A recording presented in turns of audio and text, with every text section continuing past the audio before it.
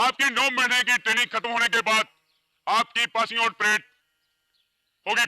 Passing out parade होने के बाद आप जैकलाइट रेजिमेंट की जुटों के अटूट अंग बन जाएंगे। अभी आप सिविल माहौल से आए हैं, फौजी माहौल में डालने के लिए आपका हेयर कट कराया जाएगा। अगले दिन आपको किट इशू किया जाएगा। हेयर कट के लिए हॉल्डर पवन इन्हें बार्बर शॉप में ले जाए।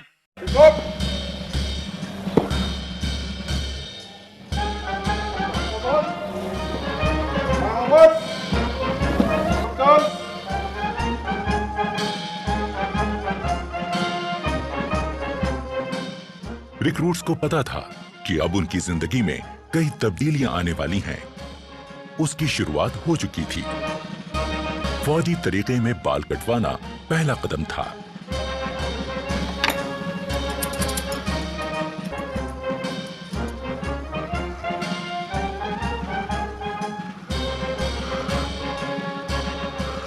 छोटे छोटे बालों को कम रख रखाव की जरूरत पड़ती है और इंसान दिखने में चुस्त और स्मार्ट लगने लगता है। पहला कदम तय करने के बाद इनका अगला पड़ाव है बटालियन स्टोर। यहां रिक्रूट्स को अलग अलग किस्म की फौजी वर्दियां बांटी जाती हैं। वही फौजी वर्दियां जिनको अब तक ये हसरत भरी निगाहों से देखते थे, पर आज उन्हें पहनने का मौका और हक इनको मिला है। अपने अफसरों से वर्दियां हासिल करना इनकी जिंदगी का पहला तमगा है जो इन्हें मिलता है। खाकी शर्ट, खाकी trouser, combat jacket, combat trouser, full sleeves woollen vest, half sleeves cotton vest, woollen underpant, cap FS, beret coloured, DMS boot, brown canvas shoes, universal kit bag, woollen socks, खाकी हैंड टॉवेल, दरीज, blanket, mosquito net, enamelled aluminium mug, waist belt, warm Angola shirt, warm trousers, combat coat, water bottle, टिंटेस MK3। अपनी जिंदगी का सबसे कीमती पहनावा हासिल करने के बाद ये जानना जरूरी हो जाता है कि किस पहनावे को कब पहना जाए और किस तरह से पहना जाए। सभी ने रिक्रूट ध्यान दे, जो आपको बटालियन स्टोर से ड्रेस इश्यू हुआ है उसको आप किस प्रकार से तैयार करके पहनना है, उस्ताद आपको उसका नमूना देंगे। खाकी वर्दी किस समय पहनी जाए? ड्रिल के समय, पढ़ाई लिखाई की क्लासेस के समय, हथियार की ट्रेनिंग के समय, फायरिंग के समय या अन्य फौजी ट्रेनिंग के समय। कॉम्बैट ड्रेस, कैंप ट्रेनिंग के दौरान। मुफ्ती ड्रेस, बड़ा खाना के वक्त, MMG ब्लॉक में जाने के लिए, बाजार जाने के लिए, किसी जश्न के मौके पर। पीटी ड्रेस, पीटी और खेलों के दौरान। सोने के वक्त पहनी जाने वाली वर्दी। सबसे पहले कैप को किस प्रकार से तैयार करना है, उस्ताद आपको उसका नमूना देगा। आप अच्छी तरह उसे देखें और समझें। उस्ताद आसिफ हुसैन। वर्दी को पहनने का सलीका आना निहायत जरूरी है। पहली नजर में किसी फौजी को किसी आम आदमी से जो चीज अलग करती है वो है पहनावे का सलीका। ये रिक्रूट्स को समझना बहुत जरूरी है। इसकी शुरुआत हुई सजीली और रोबेली टोपी से, यानी बैरेट से। सबसे पहले बैरेट के अंदर रुई वाले हिस्से को बाहर निकालें और बैरेट के ऊपरी भाग को पानी में भिगो दें। भिगोने के बाद इसे निचोड़ें और झाड़कर उसका पानी निकाल दें। पानी अंदर ले जाता है जिसको हम साइड में लेके इसको हल्का सा छानना है। 2 3 4। अब रुई वाले हिस्से को फिर से अंदर डाल दें। इसके बाद दोनों हाथों की मुट्ठी बंद करके टोपी को ऐसे घुमाएं कि वो पहले जैसी सूरत में आ जाए। अब बारी है इसको सिर पर बैठाने की, पर उससे पहले ध्यान रहे कि बैच के अंदर की तरफ की इस लिट को बाईं आंख की सीध में रखते हुए पहनना है।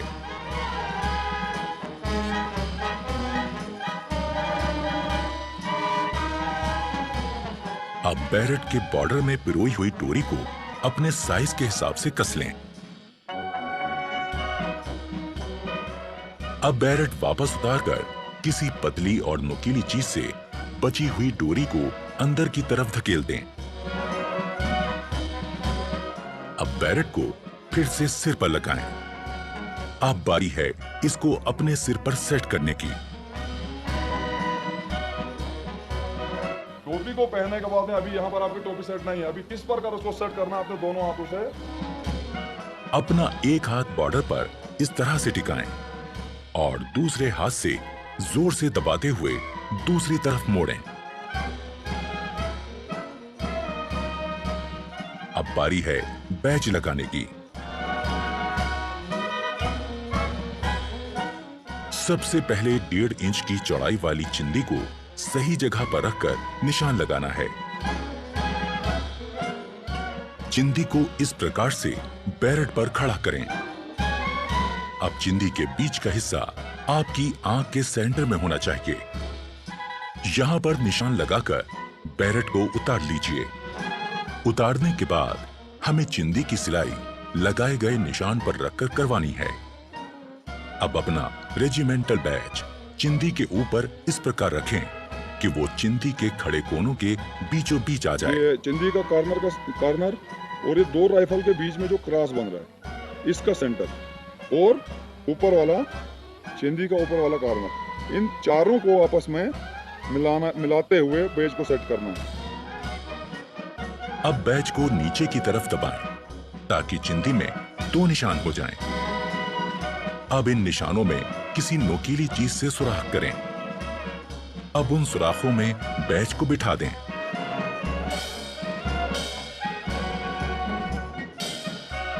अब इसे पलटकर अंदर की तरफ से ये पिन इस प्रकार से लगा दें। इससे बैच अच्छी तरह से फिक्स हो जाएगा और कभी गिरेगा नहीं।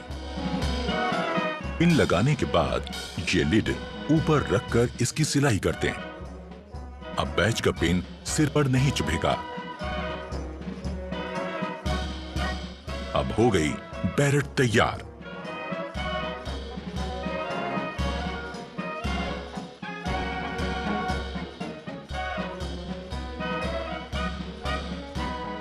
शोल्डर बैच को सरकाकर एकदम नीचे की तरफ लगाएं, जिससे वो ढीला ना रहे।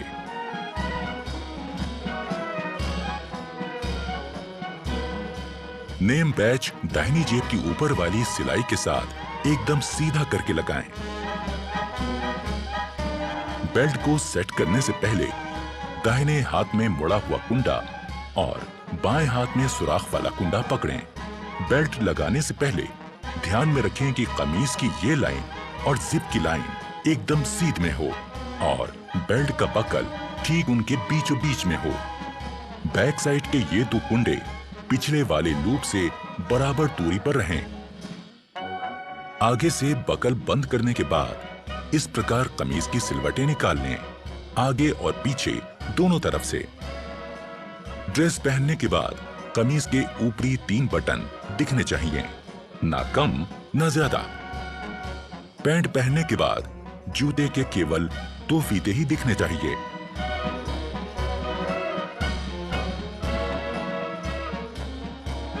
पगड़ी पहनते समय ख्याल रखें कि पगड़ी के दोनों तरफ 6 सिलवटें बने। पगड़ी के बीच में दिखने वाली लाल पट्टी की लंबाई 1.25 इंच और चौड़ाई 1.5 इंच होनी चाहिए। कॉम्बैट ड्रेस में आगे की तरफ लगा पाउच इस्तेमाल होगा एम्यूनिशन रखने के लिए, जिससे फौजी के हाथ खाली रहें। पीछे लगे बैग में होगा एम्यूनिशन के साथ गुजारे लायक जरूरी सामान।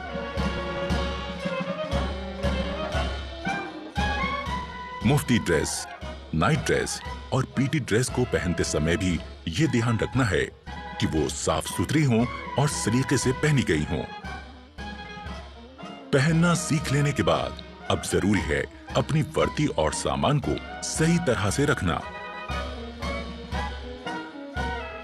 सबसे पहले हर रिक्रूट को अपना खास आर्मी नंबर लिखकर अपने हर सामान में लगा देना है।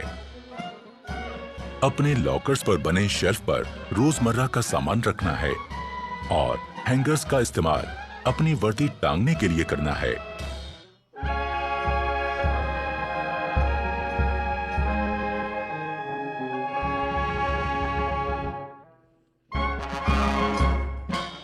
शाम होने के बाद नाइट ड्रेस पहनकर अपने कपड़े और जूते दुरुस्त करें और आने वाले कल की तैयारी करें।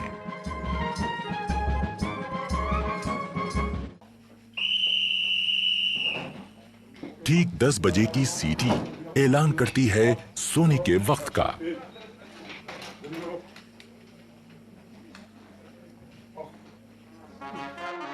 अगले दिन की शुरुआत होगी सुबह 5:45 बजे के बिगुल से।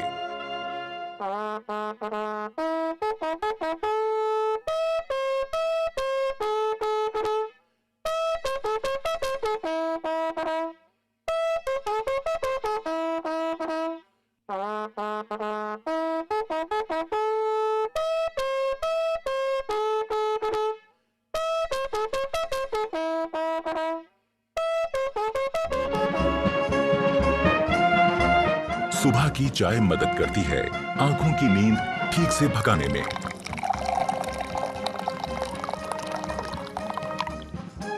चाय के बाद का वक्त है बाथरूम की तरफ रुख करने का, पर बैरक छोड़ने से पहले यह जरूरी है कि आप अपना बिस्तर दुरुस्त करके जाएं।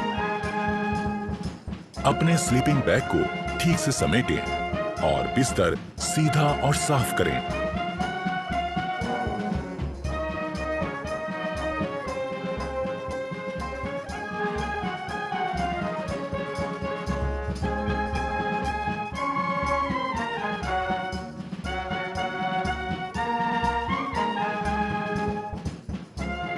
अगर आप नहीं जानते कि ऐसा कैसे किया जाता है तो इसमें अपने उस्ताद की मदद ले लें। वो आपको समझाएंगे कि सो के उठने के बाद आपको कैसे आपका बेड ठीक करना है। अगर सभी रिक्रूट्स इन बातों पर ध्यान देंगे तो उनका बैरक एकदम दुरुस्त और खूबसूरत दिखेगा। पहले स्लीपिंग बैग को ठीक से बिछा लें, उसकी जिप बंद करें और इस कवर को ऊपर लगा दें। अब बारी है इसे फोल्ड करने की। स्लीपिंग बैग के किनारों पर लगी तनियों को फोल्ड किए गए बैग के ऊपर लपेटें और इस तरह बांध लें। बैग को अपने लॉकर के ऊपर रख लें। अब बारी है बिस्तर को ठीक करने की। पहले चादर की सारी सिलवटें ठीक करें।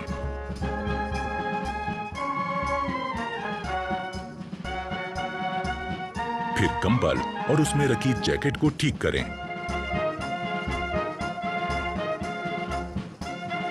ख्याल रहे कि जैकेट और कंबल की सारी तह एक बराबर आए।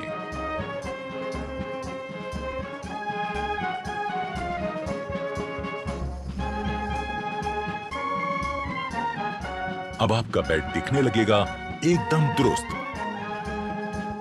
सुबह उठकर ब्रश करना भी निहायत जरूरी है। ये सुबह सुबह आपको ताजगी का एहसास देता है। ब्रश के ऊपर टूथपेस्ट का मुंह रखें, उसे हल्के से दबाएं और टूथपेस्ट को ब्रश पर फैलाएं। हमें ब्रश करना है आहिस्ता आहिस्ता, ऊपर से नीचे और नीचे से ऊपर की तरफ, जो कि हमारी दांतों की बनावट के हिसाब से एकदम सही है। ब्रश करने से न सिर्फ मुंह में ताजगी आती है बल्कि दांतों और मसूड़ों की सेहत दुरुस्त बनी रहती है। और ये निहायत जरूरी है कि हम सही तरह से ब्रश करें।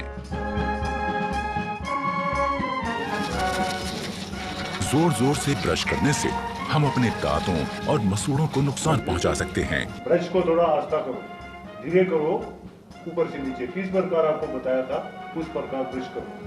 हमेशा अच्छे किस्म का ब्रश और अच्छे किस्म का टूथपेस्ट इस्तेमाल करें और ब्रश जब घिसने लगे तो उसे बदल दें। शहरी किस्म के टॉयलेट्स इस्तेमाल करते समय यह जरूरी है कि हम इस्तेमाल के बाद ऊपर लगे फ्लश के इस बटन को घुमा दें। इससे निकलने वाले पानी के बहाव से टॉयलेट की सीट साफ हो जाएगी।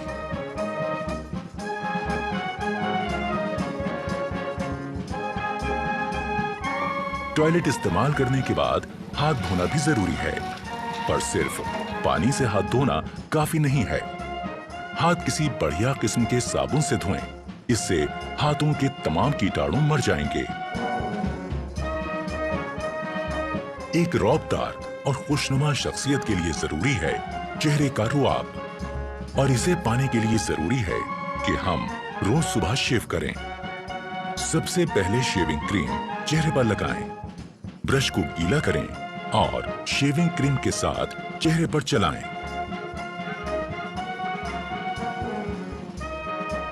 चेहरे पर शेविंग क्रीम अच्छी तरह से लग जाने के बाद ब्लेड लगाकर अपना रेजर तैयार करें। ख्याल रहे कि आपका रेजर और ब्लेड अच्छी क्वालिटी का हो, और जब रेजर चेहरे पर सख्त लगने लगे तो उसका ब्लेड बदल दें। धीरे धीरे इस प्रकार चेहरे पर लगी क्रीम वाले हिस्से पर रेजर को चलाएं।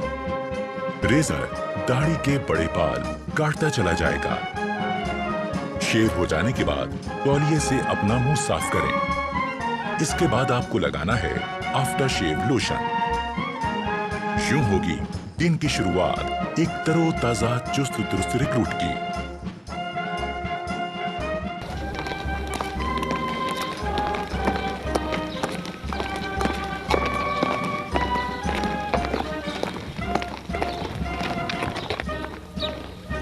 रेजिमेंटल सेंटर के इलाके की तमाम जानकारी होना भी जरूरी है।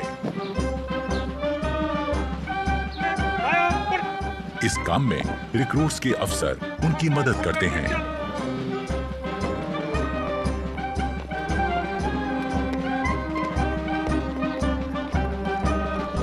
अपने रेजिमेंटल सेंटर को पहली बार घूमकर देखना एक रिक्रूट के लिए अपने आप में एक बहुत अहम और सुहाना सफर होता है।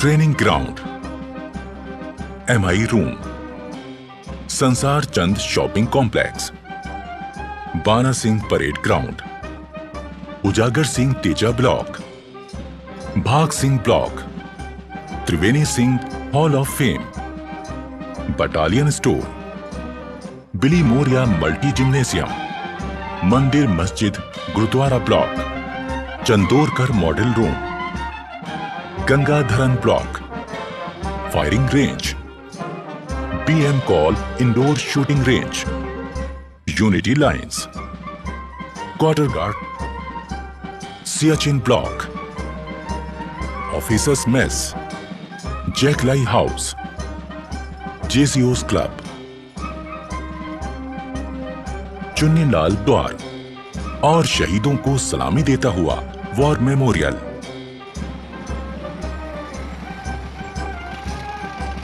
रेजिमेंटल सेंटर को करीब से देख लेने के बाद अब रिक्रूट्स को पता चल जाता है कि उनका नया घर कैसा है।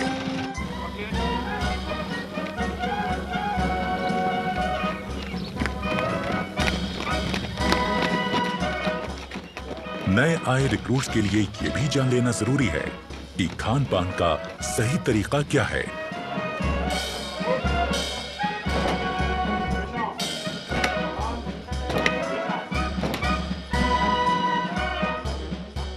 डाइनिंग हॉल में जाने से पहले रिक्रूट्स के अफसर उनको हिदायत देते हैं कि डाइनिंग हॉल में किस तरह जाएं और खाना लें। खाने से पहले और बाद में हाथ धोना निहायत जरूरी है।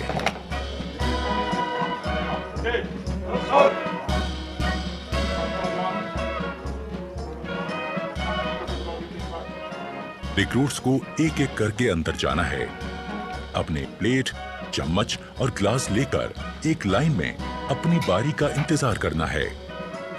रेजिमेंट में आने के पहले दिन से ही रिक्रूट्स की जिंदगी में बदलाव शुरू हो गया। आज वो अपने तमाम साथियों के साथ मिलकर एक जैसा खाना खाएंगे, एक बहुत बड़े परिवार की तरह।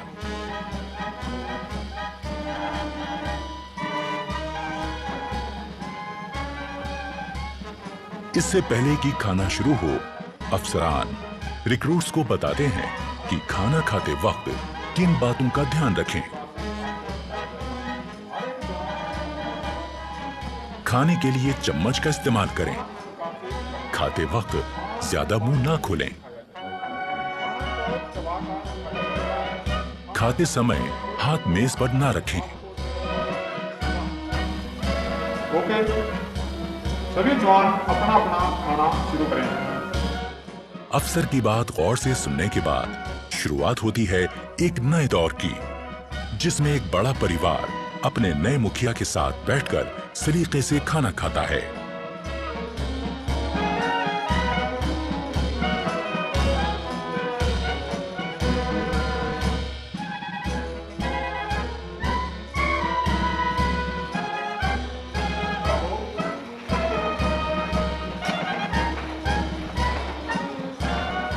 खाने के बाद सबको एक साथ उठकर बाहर जाकर अपने बर्तन धोकर रखने होते हैं।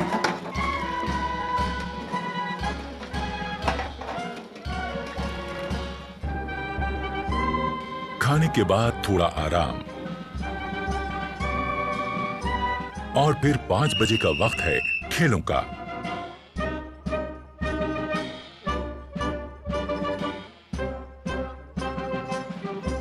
खेलों से शरीर तंदुरुस्त रहता है और चुस्ती फुर्ती कायम रहती है।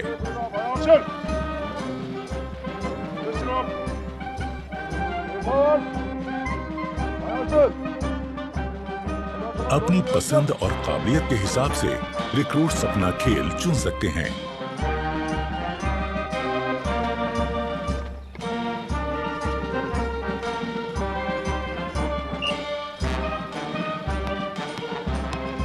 यहाँ फुटबॉल, बास्केटबॉल, वॉलीबॉल, कुश्ती और कई तरह के खेलों की सुविधा है।